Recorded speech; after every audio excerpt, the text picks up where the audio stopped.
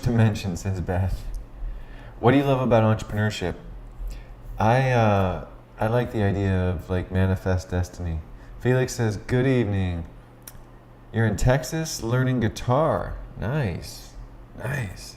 Thank you, Felix. Yeah, you've been on these lives before, huh? Once in a while, I'll get out the guitar and play a little. And once in a blue moon, you'll catch me sing. Not very often. Ooh, law of attraction. Nice, nice. Talk to me about the law of attraction. Do that more often. Thank you, Beth. Appreciate that. I'll be honest with you. I was a closet musician for almost 20 years. Well, I started playing when I was 21 years old, and I'm 41 now. So no, I've been playing for 20 years, but for about 15 of those, I was a closet musician. Hi, Marina. Your favorite live. Thank you. Nice. I like a singer-songwriter vibe. I usually play acoustic guitar and will sing, some lyrics and some harmonies and stuff like that. But I also have an electric guitar and I'll play a little bit of sort of like psychedelic rock type stuff as well. Yeah, I feel you there, Christina. It's all about the mood. Like, I've really been into country ever since I went to Nashville about a month ago. Man, oh man, it inspired me so much. Those guys are so good out there. Joseph, what's up, my man? Good to see you. Good to see you. How are you guys? Joseph, you just you're traveling, right? Are you home now?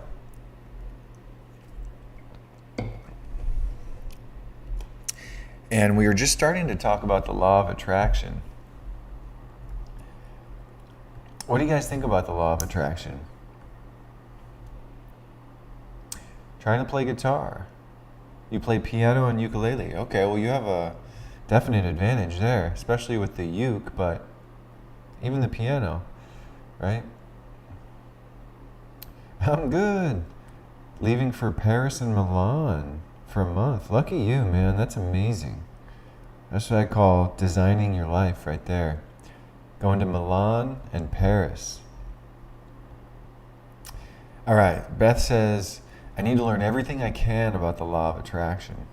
Yeah. It's a mindset, says Christina. Nice. Tone 16, hello from Chicago. Hello. And so the law of attraction is a secondary law, the primary law being the law of vibration. And because everything vibrates, including you, on a fundamental level, a cellular level, energetic level, you're creating a point of attraction, okay? But you ought to understand the law of vibration first to understand the law of attraction. By the way, these are two of the natural laws, or the universal laws, right? Christina says, I believe you have to be harmonized on a vibrational level. Yeah. The way I like to think about it is you are just like the strings of a guitar. And the quality of your consciousness is like the guitar player fretting the chords and strumming. How beautiful does that sound? It depends on, what combination of intervals you're playing. Are you playing those beautiful harmonized thirds and major sevenths, or are you playing like some dissonant things? Are you playing like in an off key, right? And that's okay to have dissonance. I'm not saying we always have to be, like a major sounding happy chord, but understand tension and resolution, right? Musicians know about tension and resolution. Composers definitely know about that, right? Christina says, I think of a record from the record player. If it's scratched up, the sound wants to be corrected.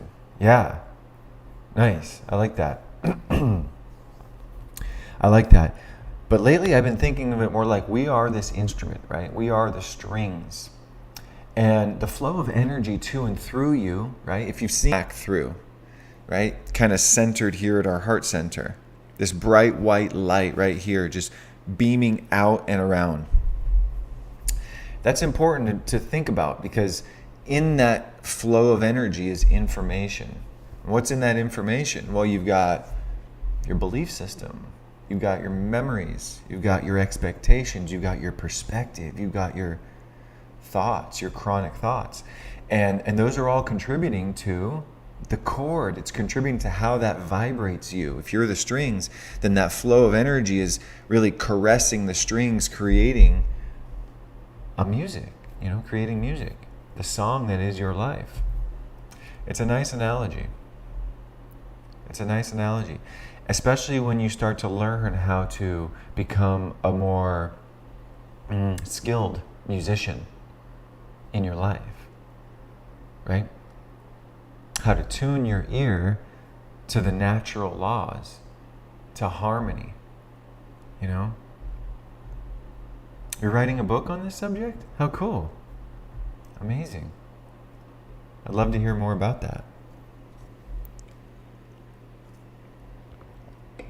And yes, I think what's interesting about what we're talking about is it's rooted in, I want to say science. I wanted to say science on the surface, but it's interesting because science is just recognizing what we've known for eons, intuitively. Remember what Einstein said: the intuitive mind is a sacred gift. The rational mind is a faithful servant, right? But we've created a society that values the servant and has forgotten the gift. So the rational thinking mind, the scientific mind that slices and dices in wave state, is a servant to the intuitive mind, which is our connection with the divine, right? We have a connection with divine intelligence. And the idea is to harmonize with that, right? Source energy is playing a symphony right now, and you can either harmonize with it or you can, oppose it or be in dissonance to it. And it's always seeking our calibration, recalibrating back to source, right? Recalibrating back to harmony with the natural laws. Christina says, yes, we do. Everyone does. We just have to wake up, right? Wake up to the truth. Yes. Love that. It's so good how you can be a good manifester. It's so weird how you can be a good manifester with money and not good in, let's say, eating healthy, says Joseph. Got you. It's a good point, Joseph. That's a really good point. That brings up the concept of your competency and how many of us, are unconscious competence in many respects. What does that mean? An unconscious competent. Have you heard that term before? Have you heard the term unconscious competent or consciously competent? Felix says no. Okay. It's like you don't know how you're manifesting. That's right. That's exactly right. What Joseph said, right? So sometimes people are naturally good at earning money, for example, or attracting money. Sometimes people are naturally physically fit and physical prowess comes naturally to them. Hola, Jen. Welcome. Sometimes people are naturally in touch with divine energy, but they're not great at paying their bills on time. Okay? So the point here is that we are all actually unconsciously competent at certain things in life. And it's important for us to find those things. Those are sort of like our gifts. The gifts are the things that you're naturally good at, unconsciously competent, right? However, I believe we're all on a path of becoming more consciously competent at things, right? More consciously competent. What does that mean? It means you start to understand and think about how you create. And you start to create deliberately as a result. And when you practice creating deliberately by aligning with the true self, as Christina said earlier, I love that, you can become consciously competent at, say, earning money, for example, or attracting money. And I think that it's important that we do that. And I think the next step here, the next evolution of consciousness that we're going to here is a true wealth mindset. I'm going to let you sit with that for a second. I want you to think and feel into what that means to you, and then tell me, what do you feel and think is a true wealth mindset? Christina likes and develop competency in this respect, in any other respect. So, epic words. Okay, nice.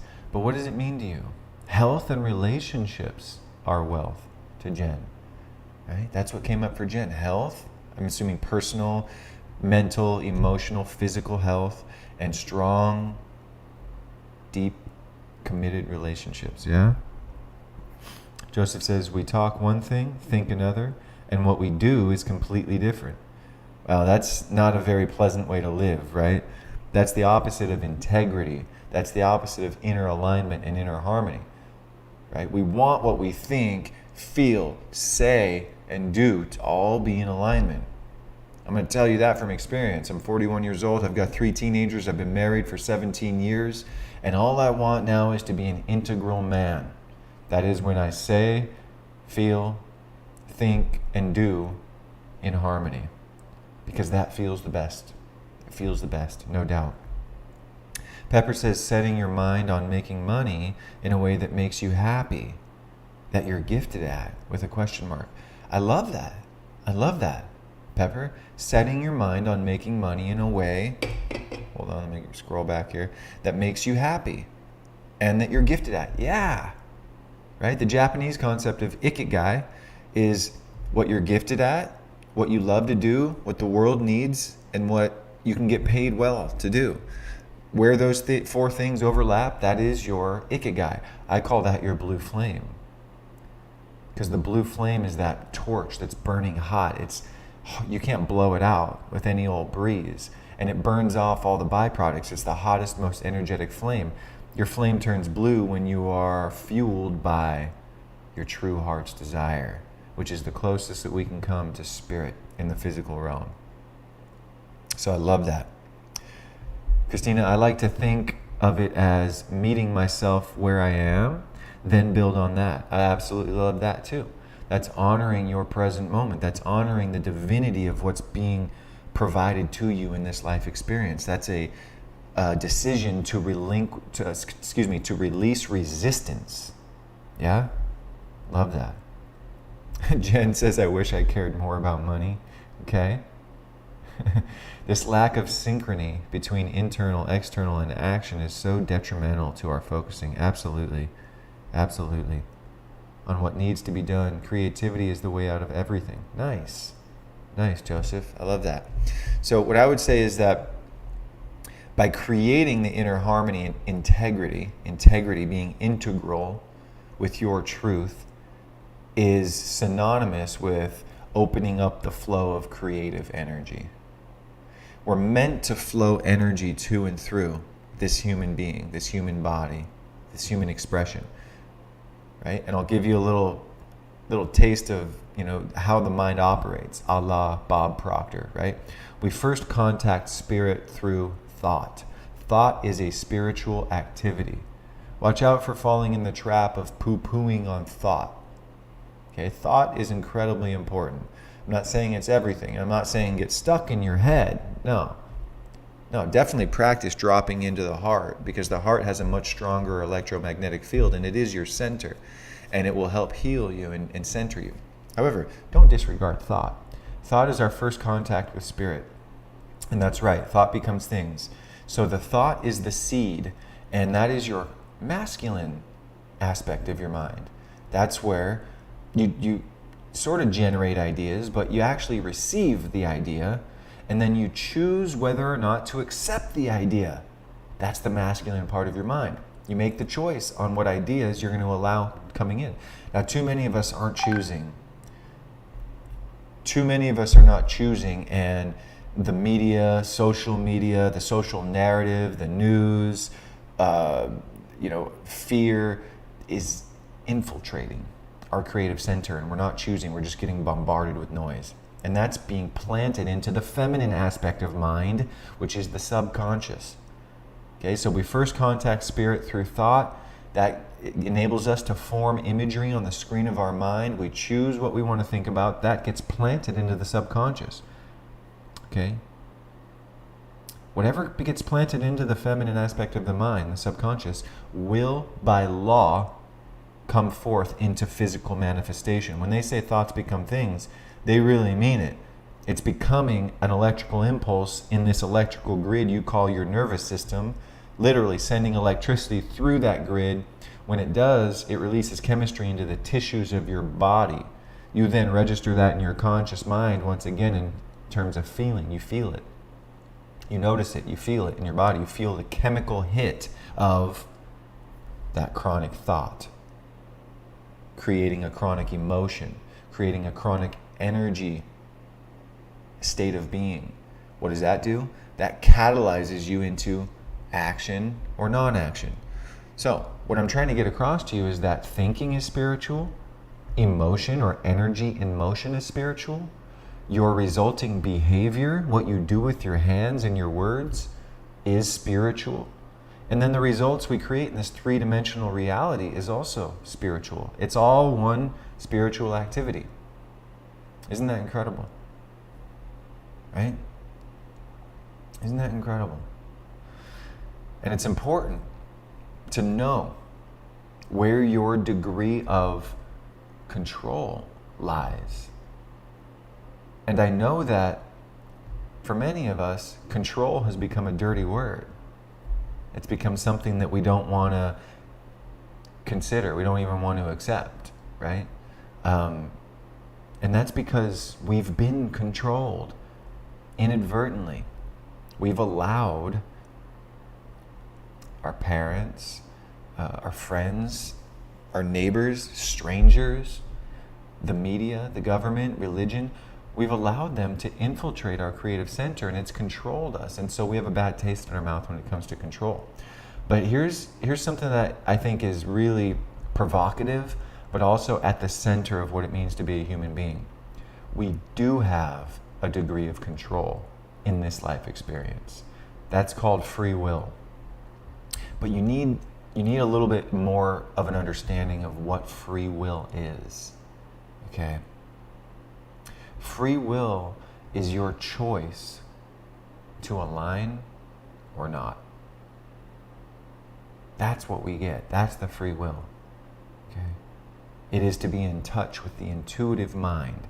You're always being pinged by infinite intelligence via your emotional guidance system that you feel in your nervous system, and it'll train your nervous system over time. You become addicted to your persona. You become addicted to the way that you've been thinking about yourself, because that's resulting in a chemical hit, right? So for example, if you were raised with traumatic environment, traumatized or abused, or really difficult circumstances,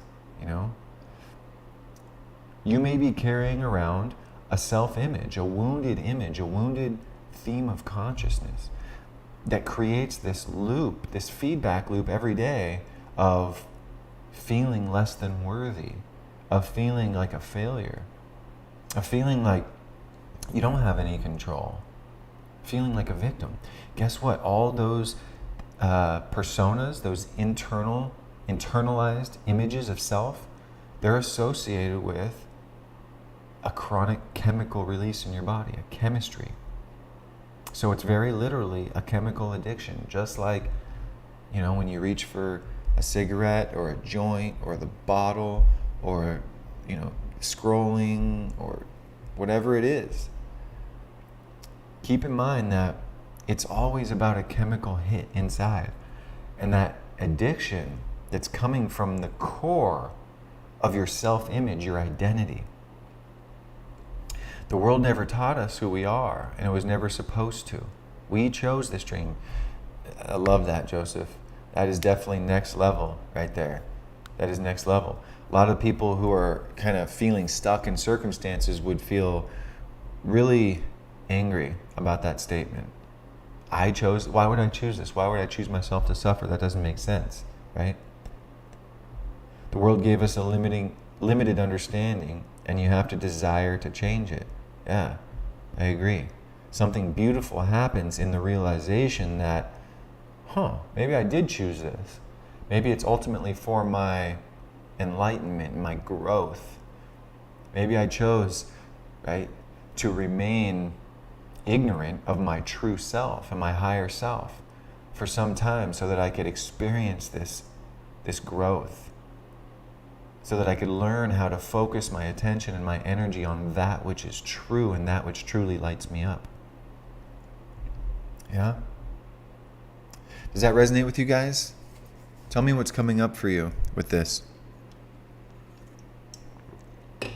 I'm the one just joined us and came with love and tacos.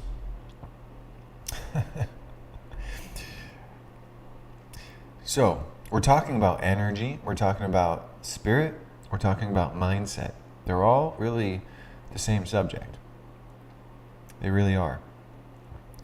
And now that science is in this realm of quantum physics and seeing, that reality, the reality that we had modeled out prior with Newtonian law and even Einstein's theories about the universe, well, they've been called out and they've been overturned, right? We're just here to evolve the ideas and understanding that the world gave us. So chop chop. Okay. My mission is to spread the message of self-empowerment. It's to help you realize the truth of who you are. Why would I want to do that? Because I suffered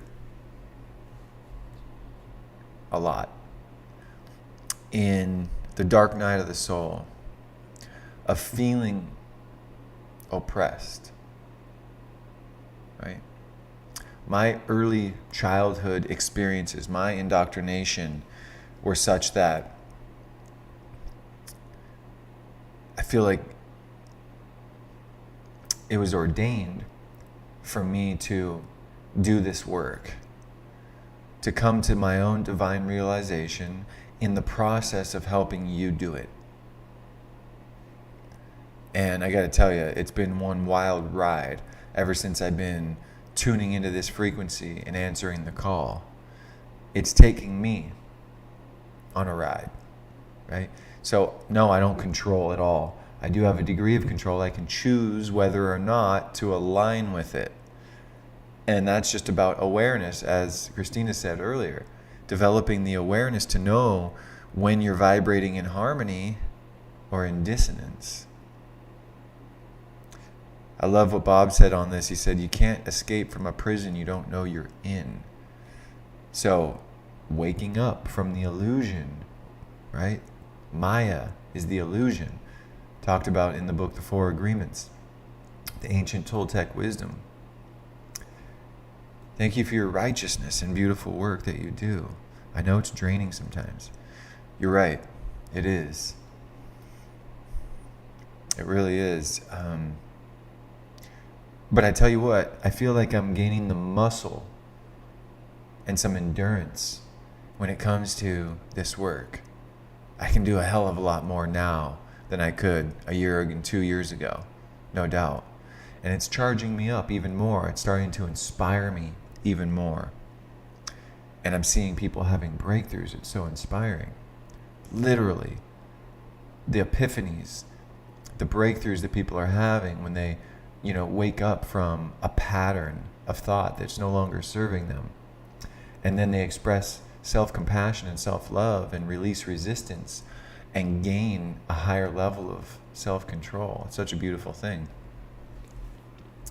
So, knowing your path can sometimes be tricky because it's not always easy, right? And it can get a little confusing if you go down the rabbit holes like I did. I'm careful not to go down those rabbit holes anymore because I know that they're out there. They are out there. And it's just not conducive. It's just not conducive. What is conducive is to learn how to focus the power of mind in your favor. Okay, let's get real concise about it. Okay, that's why I developed a challenge, a 21-day challenge to rewire your mind. Joseph says when you out yourself as a consciousness, you're not on a spiritual journey. What do you mean by that? Can you explain that a little more? Your body is on a spiritual journey, and you as consciousness are guiding the body.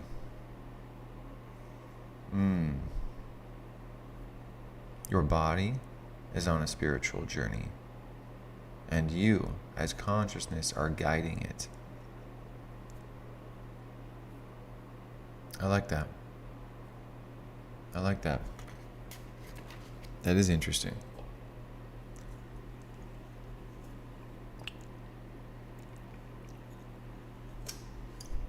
That feels good. It gave me a job to do as a creator. I do like that. Maxwell Maltz says, man has a machine. Man has a machine. Man is not a machine. Man has a machine. Think about that. What is the machine?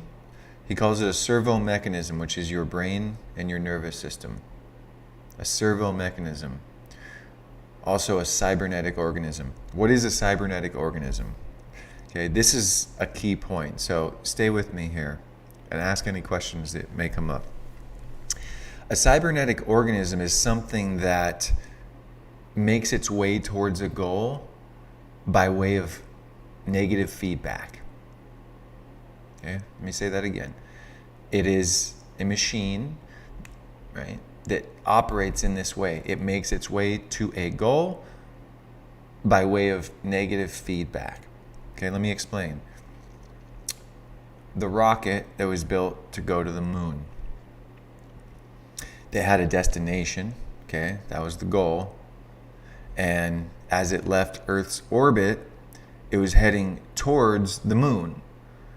But it wasn't on a perfectly, a perfect line to the moon. In fact, it was deviating from that line over and over. But what happens is it deviates from its course. The computer picks up the deviation, automatically corrects course. That is a characteristic of a cybernetic organism. It automatically corrects course. It picks up the deviation or the negative feedback, right? Oh, we veered off course, so we must correct, and it comes back on course. Then it veers off this way and it comes back. So very literally, the rocket that went to the moon zigzagged its way there, automatically correcting course back to the set point continuously. That's a cybernetic organism, just like you. We're going to get to the human and how that works, but I want to give you one more example. The thermostat in your house.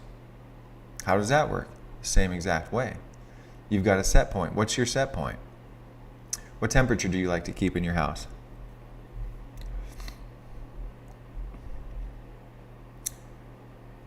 I like about 70 degrees. What do you like? Maybe 72. Felix says off. Sammy says 70. Nice. Hi.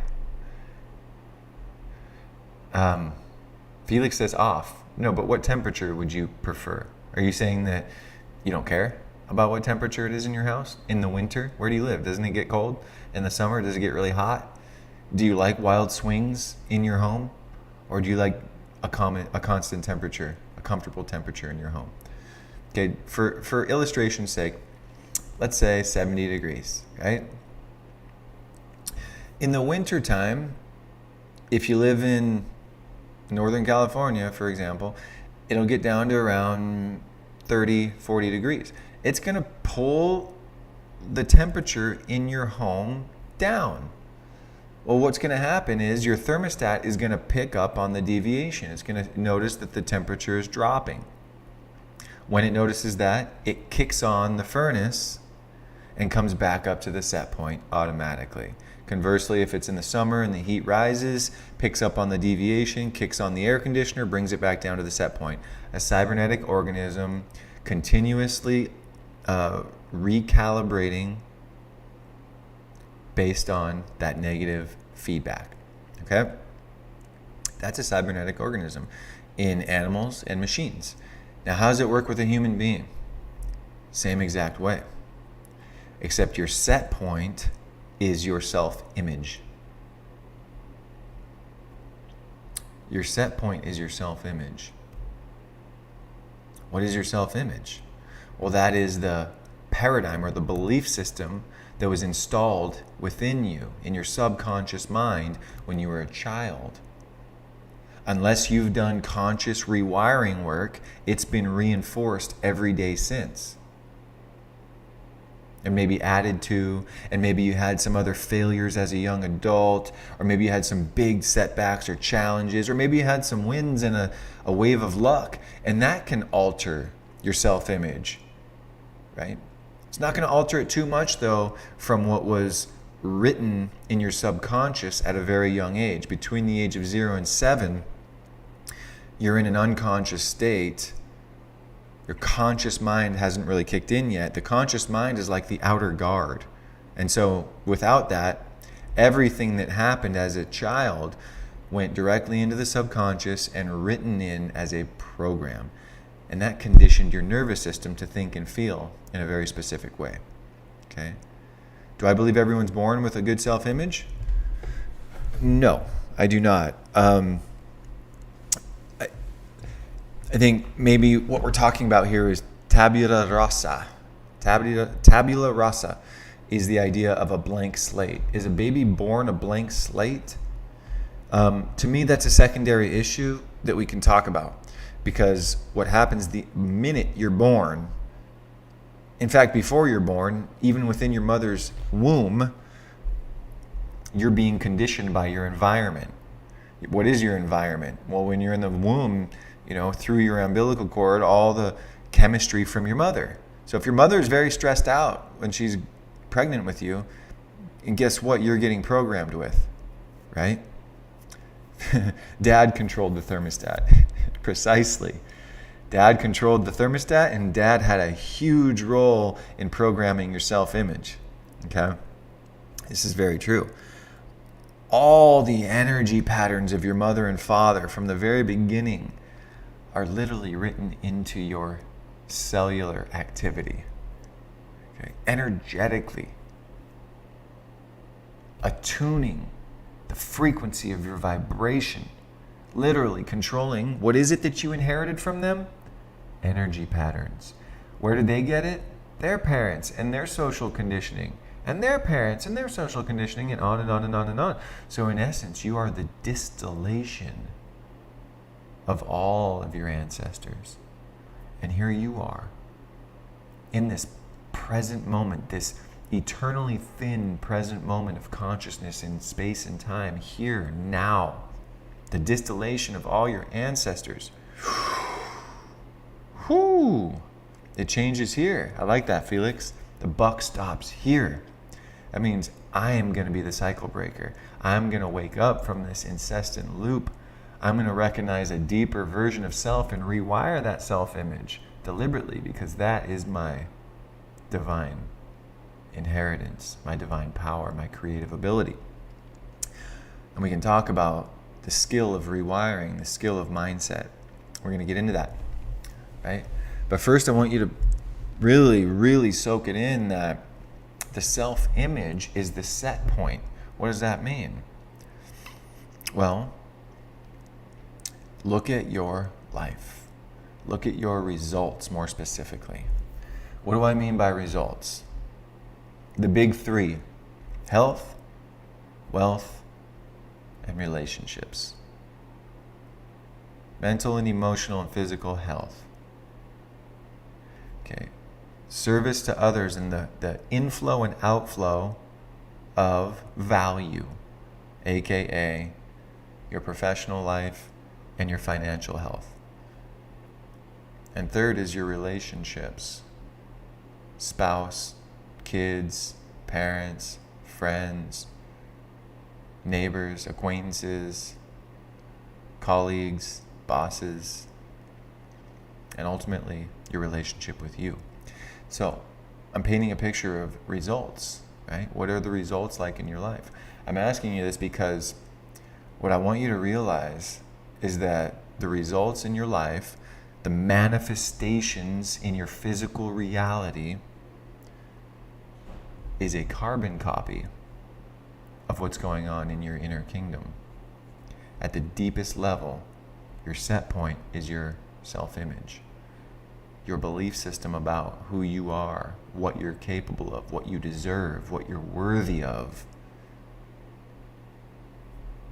All of that is part of that core program, and that is being manifested to and through you. So how do we bring this into like tangibility here? Think about New Year's resolutions, right? We're here in a new year, and it's a known phenomenon now that people try and change their schedule and discipline themselves, and they really get motivated for a while. They want this, they want that. There's a lot of passion and fire when the new year comes. And then what happens?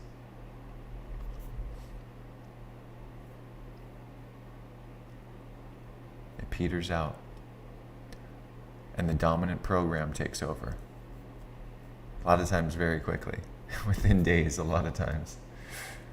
Sometimes hours or minutes. Sometimes we don't even embark on change because we've tried in the past, and that undercurrent of energy that just holds us in a holding pattern is too strong. At least it feels that way. Okay?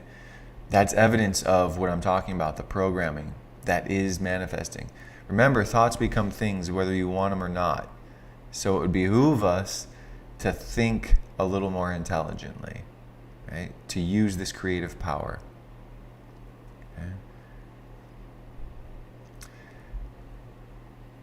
So to bring it all home, you guys, I'm going to tell you about this 21-day challenge. And yes, I'm recruiting you. Come join us. It's free. And it's an opportunity to rewire your mind and be part of a community of people who are investing in this. Okay, we ran the first challenge in January, and I ran student interviews last week about their experience, and I was flabbergasted by the epiphanies, the upgrades, the breakthroughs, the catharsis. Really, it was incredible. It was incredible. And it's very simple. The 21-day challenge is a structure, right? Did the challenge for anyone new here? Do the challenge. Yeah. Sammy says, highly recommend it. Thank you for saying that, right? Everyone had their own different type of shift, by the way. And believe me, there was triggers along the way. There was, people having major emotional triggers come up. And that's to be expected. As you embark on a journey of self-discovery and self-realization and self-actualization, get ready for the old program to rear its ugly head and try and hold you down. What does that look like? Oh, my parents told me, just take the safe route, honey. You're probably not that good, right? You probably need to do this. Or maybe your friends are like, are you crazy? Or maybe some stranger gives you a weird look and you just think that everyone's against you, right? And it starts to trigger you. That's a perfect opportunity for your uprising, for your breakthrough, that trigger. Because the trigger is the treasure. So I fully expected people to get triggered in the process, and there were plenty of those. But we work through those during the challenge. We meet every week, and I have a process I call trigger therapy to help you neutralize it and utilize it. Okay? So keep that in mind, that this is about massaging your way into calibrating recalibrating is a great word, back to source as you set your mind upon a vision or a goal. Why do you need a vision or a goal, do you guys think? Sound off in the comments. Why do you guys think you need a vision or a goal in order to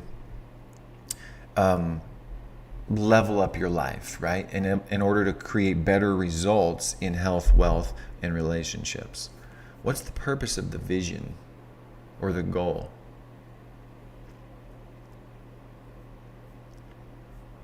What do you think? Given everything we just talked about with psychocybernetics, a cybernetic organism, right? With a set point that's always naturally and automatically recalibrating you back to it.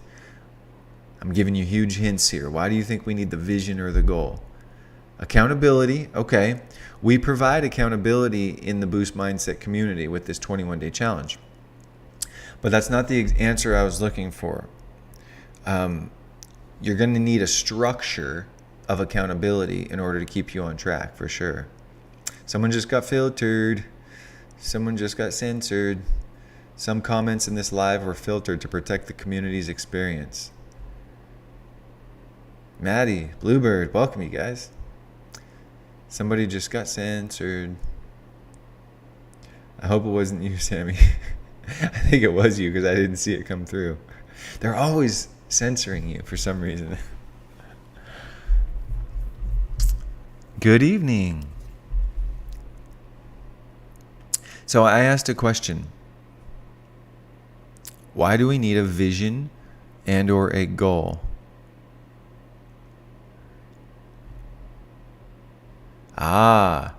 I said you need a blueprint. Very good. I love that. A blueprint, right? For your blue flame. A blueprint for your blue flame. And you're right. Imagine a contractor going to build a home without a blueprint. Imagine that. Think about that. Weird, that got censored. Yeah, that is weird. Imagine going to build a home without a blueprint. You got to have a designer. Someone designing it, someone choosing, how do you want it, right? And in the example of Maxwell Maltz's psychocybernetics, you're a cybernetic organism. Your brain and nervous system is a goal-achieving machine. You have a machine. What instructions are you feeding it? Do you have a blueprint? Do you have a destination? Or did you just leave your driveway and go driving to nowhere? For most people, that's the case. We're just plodding along, okay, with no real direction, no destination, no goal, no vision. And if you don't have a vision building here, the old tapes just keep playing out and the same results keep coming back. Do you see the importance of a goal or a vision? You're a cybernetic organism. You're a goal-achieving machine. Your brain and body is manifesting whatever is going through it. You're creating one way or the other, either automatically or on purpose. If you want to do it on purpose, you've got to feed it the instructions.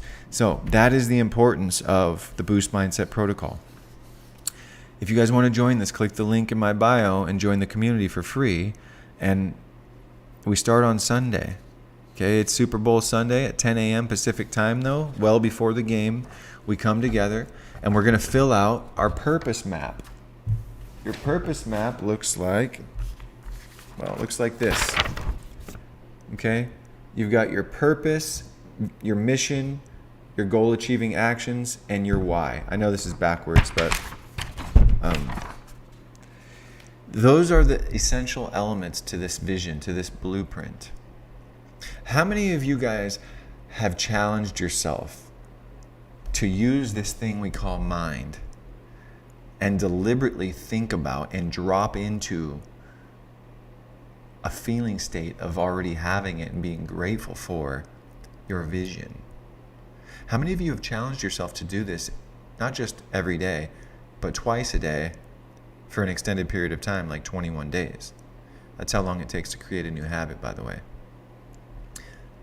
Put a 1 in the chat if you've done that before. Put a 2 in the chat if you've never done that. I already know the answer, by the way. It's a redundant question. So very few people commit themselves on this level to being a deliberate creator.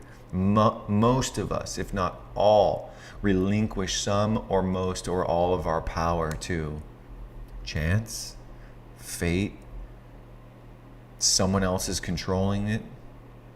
Okay? Yeah. Are you curious at all? If you are, what else you got to lose, right? It's free. And I just want to see you break through.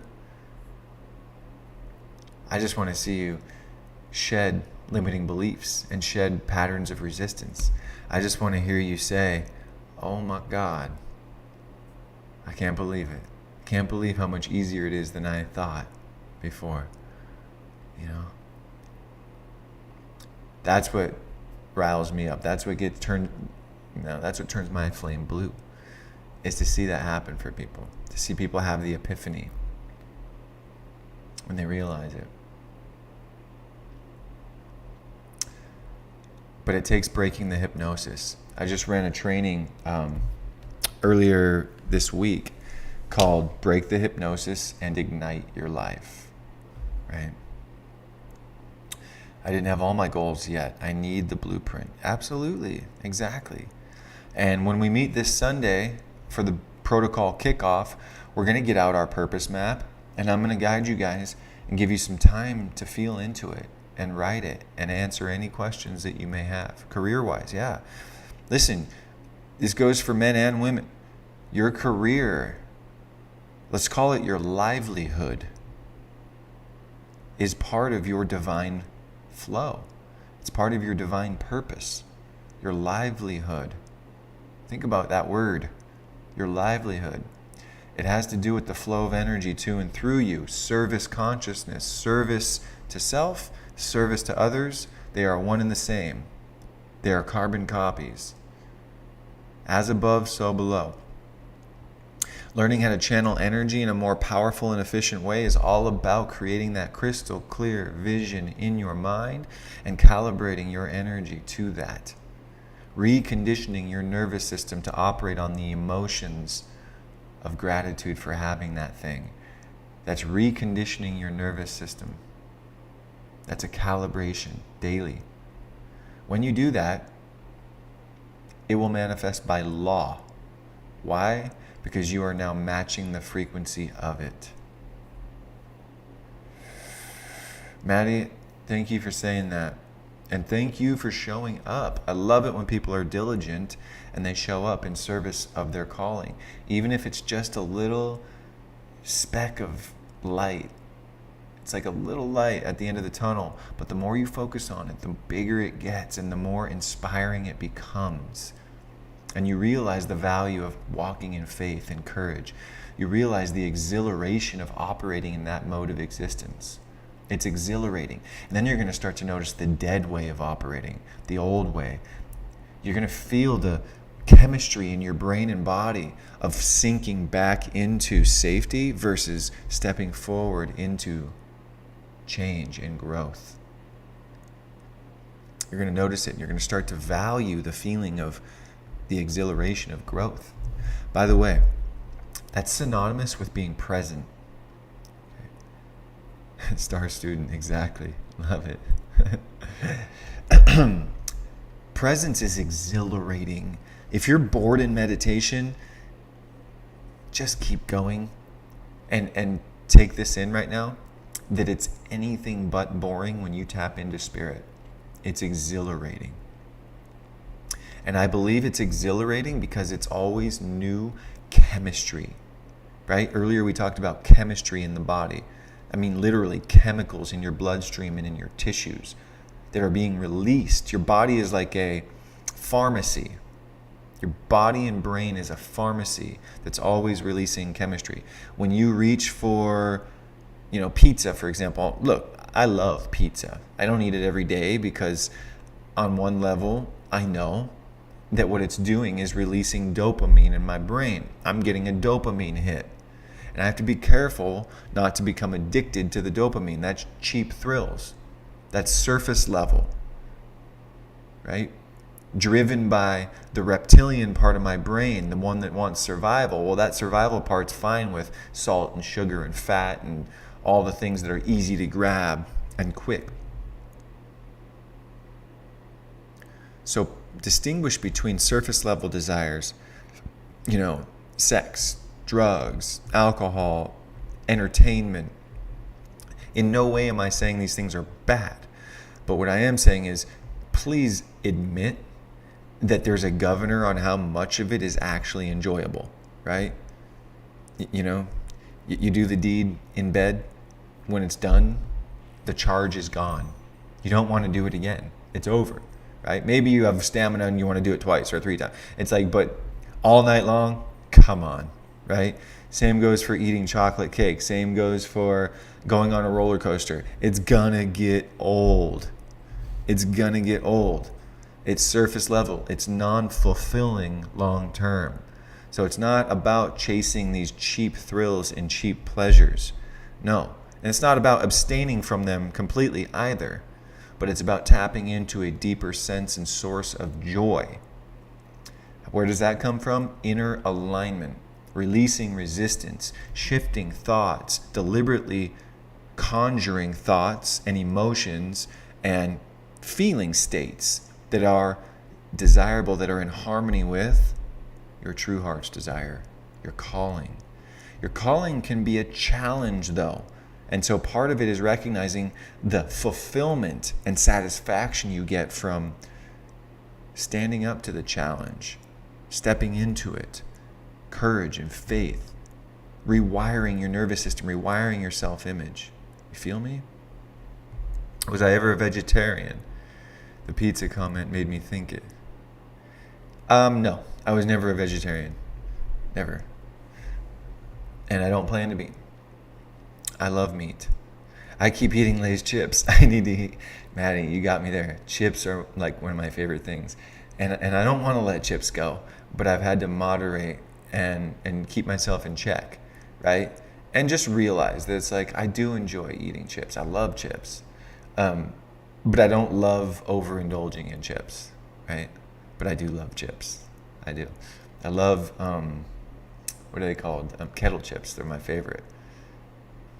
Sea salt kettle chips from Costco. They're my favorite. And I know I've never been a vegetarian, and I absolutely love pizza too. I love pizza.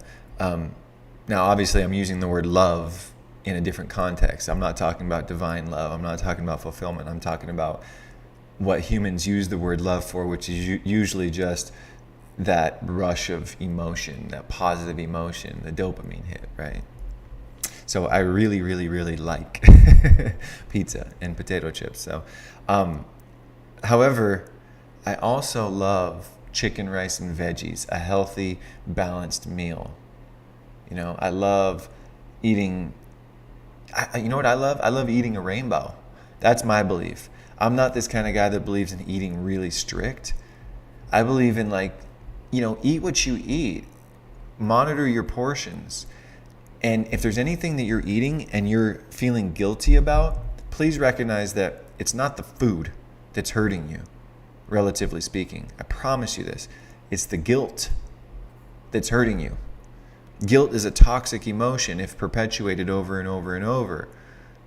And it's coming from a self-image of feeling guilty, of feeling like a sinner or deviant or something like that, right? And this is the trap that people get in when they start packing on the pounds and become overweight and very unhealthy or even obese.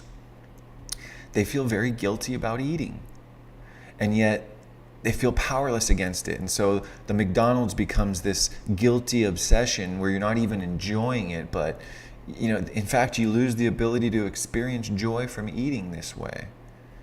So we really are called to keep ourselves in check here with these surface level desires and recognize the difference between that instant gratification and a deep sense of satisfaction and fulfillment that comes from making deliberate choices over time, reconstituting and reconstructing the inner realm and then your behavior, letting that flow naturally as you shift back towards the true heart's desire.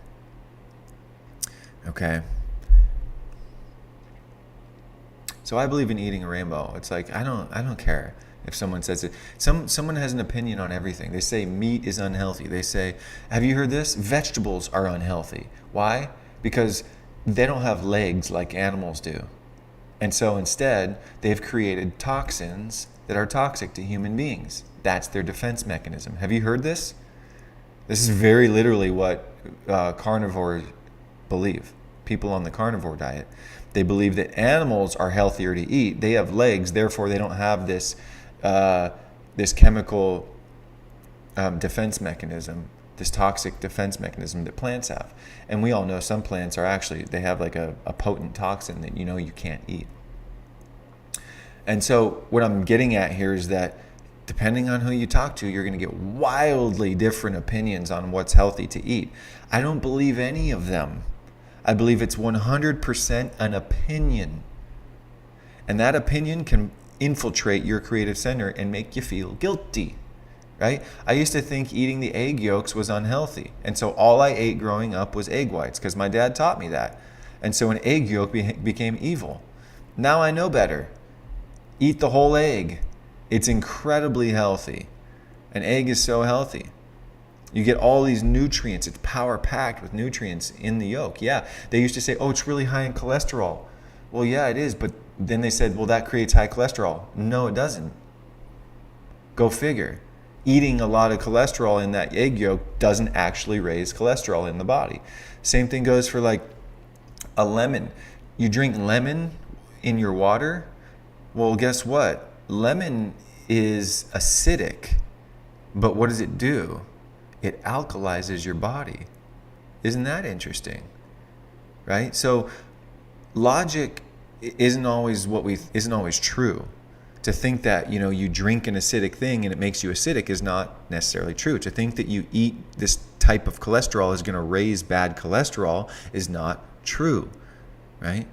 Now, is it true that eating processed food is bad for you? I would probably say so, but that's my opinion. I would say that if you don't ever think it's bad for you, it's not going to be that bad for you, to be honest, because it's all about the emotion of what you're eating. Now, over time, more and more people are going to say eating McDonald's and processed foods is terrible for you, and so that's going to become a paradigm that's going to affect you. And so be aware of that. Okay, eat a rainbow, eat food of all different colors and shapes, and be in tune with your own body. What is your body telling you? You have the intelligence. It's telling you what's good and what's not for your body. Okay? Learn to listen to that. You feel me? Skittles are banned. Where are Skittles banned? I did hear recently that Skittles harm your DNA or something like that. Where are Skittles banned?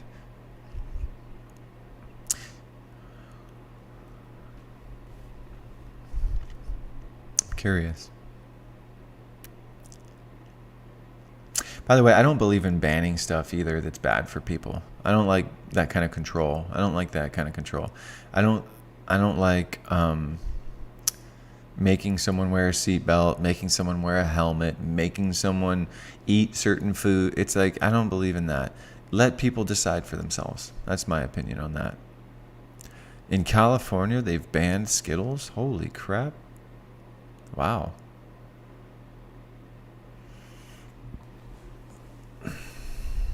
Oh, school vending machines. Gotcha. Okay. So, this was an intense live. I covered a lot. We talked about how the body and the brain is a servo mechanism. It's a machine that you get to operate. How do you operate it? You got to change the set point. You got to affect the cause of your behavior and the cause of your results. That is your self-image. Put very simply, your opinion of yourself. How do you change that? Well, you've got to rewire the subconscious. You've got to literally shift what's going on in the subconscious, below the conscious thinking mind. How do you do that? Well, join us in the 21-day challenge, because that's exactly what we do. But the basics are repetition and emotional impact, and creating that blueprint and living it with repetition and emotional impact. If you're not in the Boost Mindset protocol, what are you even doing? This is the best place to be. I believe it's the most powerful program on the market, and it's free. Sharon, hello. Welcome. You're coming in at the tail end of my live, a very intense one. And I'm getting ready to hop off here because I'm going to go lift weights with my son at the gym. And I am going live now Monday, Wednesday, and Friday. I apologize for being late. My schedule was just off kilter today. Okay? But listen, our kickoff party for the Boost Mindset Protocol is Sunday.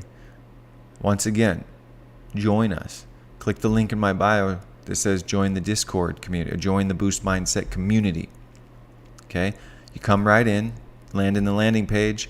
I will greet you there, and I will be posting a welcome video very soon. I had one from last time, but I'm updating it, okay?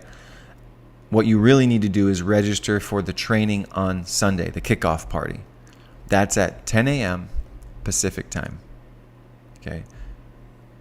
What is that? That's 5 hours before the Super Bowl kickoff, okay?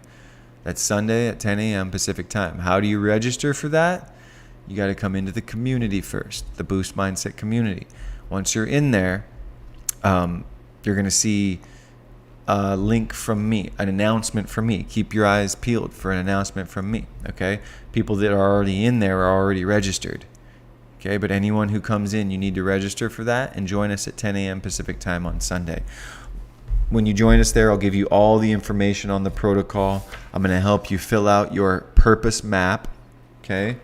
And I'm going to show you all about this tracker to track your progress over the 21 days. It's an intimate experience. It's a radical experience. Yes, thank you, Maddie. Appreciate that. Sunday, February 11th, 10 a.m. Pacific. Good. And you get at least one free coaching call with me during that time where I can help you calibrate to your true heart's desire over the course of the 21 days. Does that sound good? Tell me. Does that sound good? Sound like a good deal? I'd say so, but what do you say? You guys are all beautiful creators. Okay. Sharon, I'd love to see you there. It's icing on the cake. Love it. Love it. We're making waves, you guys. What we do also in this protocol is we synchronize our energy on the frequency of self-empowerment. We synchronize our energy on the frequency of self-empowerment. You are a divine creator. You have divine free will to calibrate and harmonize with your calling, with your blue flame, with your true heart's desire. Yeah? You feel me?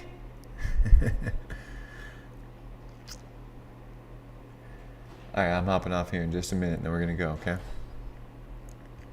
That was my 16-year-old son. You guys are awesome. I'm really looking forward to this one. If you guys know anyone who would benefit from this, bring them along. Invite them, okay? Show them the link to my my bio and join the Discord community. Let me know if you bring someone in, okay? Because I'll give you incentive. I'll give you a prize or something, because I really want. It's going to help you, by the way, to have someone, a friend, like an accountability partner that you can sort of debrief with and talk to on an intimate level. You can talk to people in the community. You can absolutely talk to me. But it also helps to have someone from your life experience. Bring them into this, you know. Create that ripple effect. Be the conduit for this powerful energy, like I'm trying to do with you guys, and create that ripple effect of self-empowerment. Imagine what we can accomplish together, right? And I'm going to track your progress. By the way, I'm taking that more seriously this time. So what I'm also going to have you guys do on Sunday is fill out an onboarding form where I ask you some questions about, you know, where you're at right now. And then we'll do an outboarding, I don't know if that's the right word, but an exit interview, and we'll find out what your experience was like, okay? And I'm doing this protocol, you know, at least several times a year. Right now it's planned for monthly, okay? But don't think, oh, I'll skip this one, I'll catch the next one. Don't do that. Don't do that, because you're relinquishing the power of the now. Right here, right now, you have this incredible power to magnetize yourself to that which you truly desire. Why would you postpone that?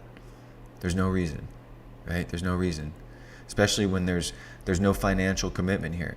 That could be a detractor, because a transformation most of the time starts with a transaction. In this case, the transaction is for you to show up on Sunday and give your energy and your attention and try and bring someone with you, okay? And commit to this process.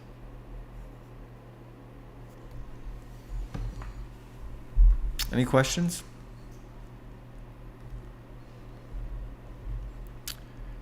I missed this. It's time, Sharon. It's time. It's time to recalibrate. It's time to access your power to a higher degree than you ever have before. It's time to embark on the most vital and vibrant period of your life. At any age. At any age. My eldest client was 75. My youngest, 25. Doesn't matter what age. My 75-year-old client said her engagement with me over 6 months was the most incredible period of her life. And she had been through all the different spiritual modalities of healing and mindset, those types of things. And what people find that have done that for decades is they finally learn how to, put the what's the phrase, where the rubber meets the road. Yeah, put it to work in your life. Make it practical. Learn how to channel energy from non-physical to physical. Okay. All right. Thank you guys for showing up for yourselves, for remaining diligent and committing. Remember to click the link and join the Boost Mindset protocol. Okay. And then register. Look for the link to register for the training this week, Sunday, 10 a.m. Pacific time. All right, you guys. Much love. Hope you guys have an awesome evening tonight. Do something you love and really, truly enjoy. All right. All right. Awesome. Look forward to it. Thank you so much, Maddie. Thank you, Sharon. Thank you, Sammy. Thank you, everybody else who is on this call, who's been a little bit quiet. Let's see. Bluebird, so good to see you. You guys are awesome. Okay. Felix, so good to see you. Joseph, I don't know if you're still here. Pepper, Christina. All right. Night, you guys.